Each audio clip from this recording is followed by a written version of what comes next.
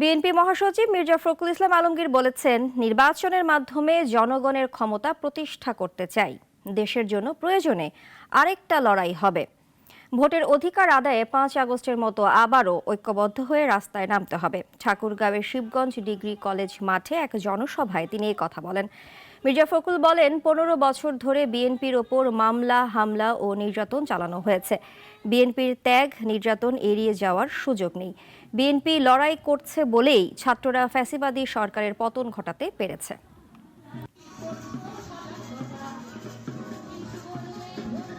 ভারতে বসে তুমি ষড়যন্ত্র করতেছ, ভারতে বসে তুমি বিভিন্ন দেশে আবার বাঙালি মানুষদেরকে বাঙালিকে বিভ্রান্ত করার চেষ্টা করছো।